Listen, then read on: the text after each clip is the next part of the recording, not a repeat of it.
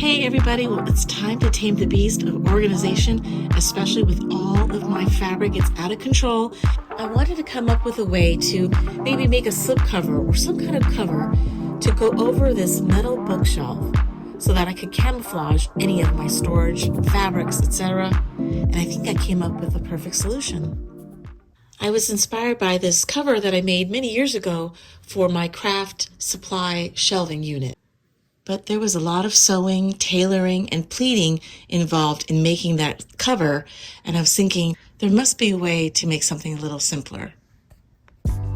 The idea is to create a no-sew curtain slipcover for this bookshelf, and to give it a little custom touch, I wanted to transfer some art onto fabric using my favorite gel medium technique.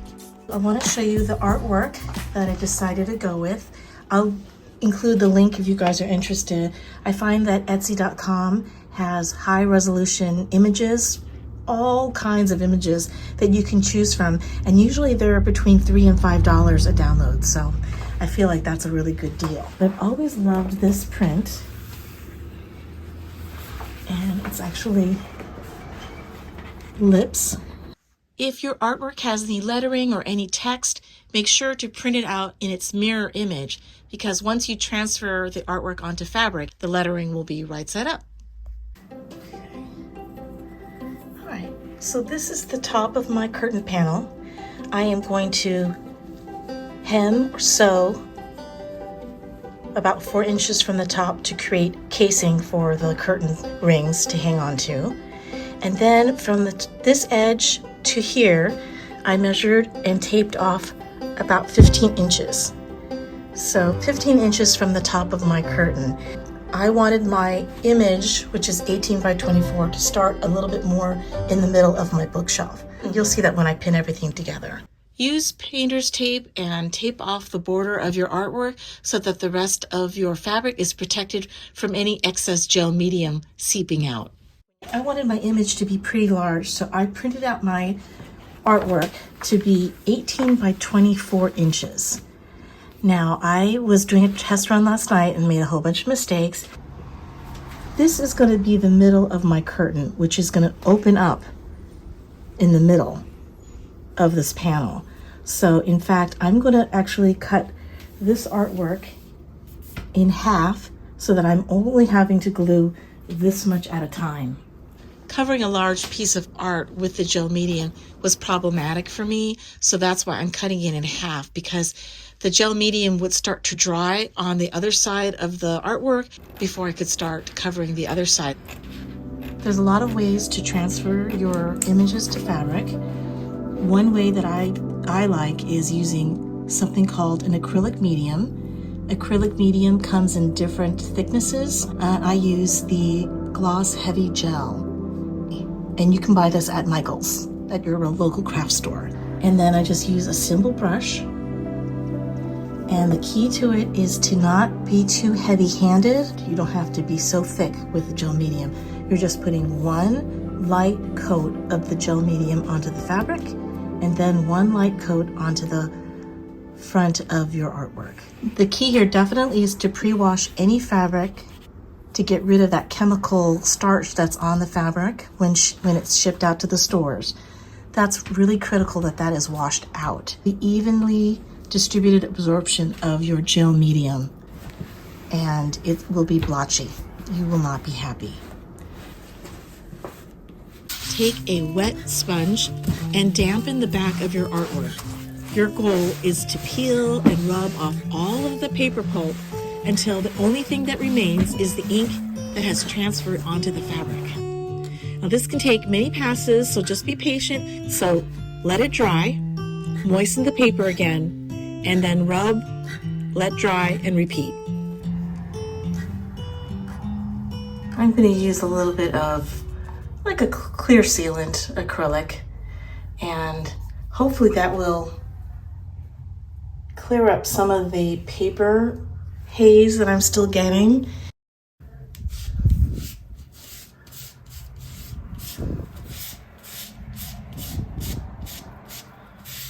Everything changed when I discovered these magnetic cafe curtain rods. They're affordable, they're amazing, they're so strong.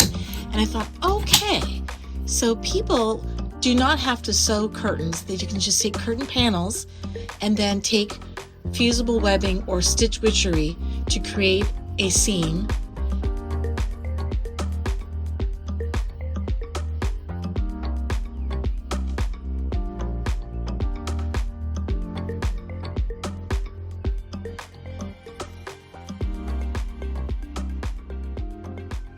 And then they can hang everything with curtain hooks, and that's it.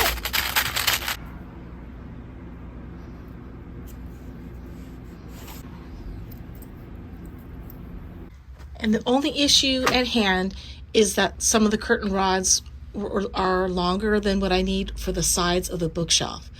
So that's when you should buy yourself what's called a pipe cutter.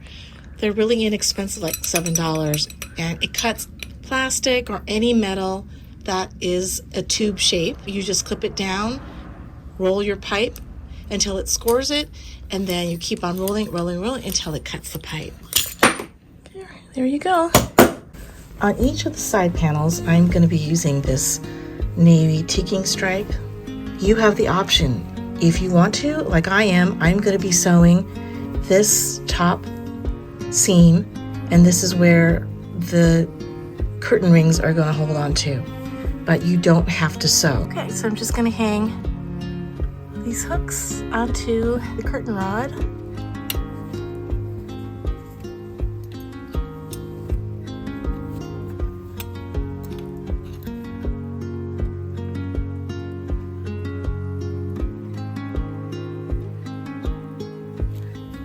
And then I just sewed some ribbon on the sides to attach the side panel to the front, and that's optional. And you can glue the ribbon on, or you can just hand sew it. Okay. I glued grosgrain ribbon down the center to finish up the seams and attach some ribbon as closures for the front of the slipcover. Okay, well, here is my finished slipcover / curtain covered fabric bookshelf with curtain rings, ribbon. I hope you like it. I know I do. And I love having a little camouflage cover for all of my linens and all of my fabric. Well, that's it for today's project. If this is not your style, this is not your vibe, I get it, but you can extrapolate from the project into something that you can customize for your own space, in your own taste, with your own fabric. I'm starting to get, instead of critique, I'm getting critical comments, and it's usually, ew, gross, you have no taste. Okay, that's fine, but it's not very constructive criticism, and I know that my tastes are very specific. The whole message behind Nutshell Living is to provide you guys with inspiration to create things on your own, for your own space, in your own way, using the approach that I'm introducing. It's been so fun showing you my little guest room and showing you a way to create a storage solution in your space. Okay, thank you so much for joining me here at Nutshell Living. I'll see you next time. Bye.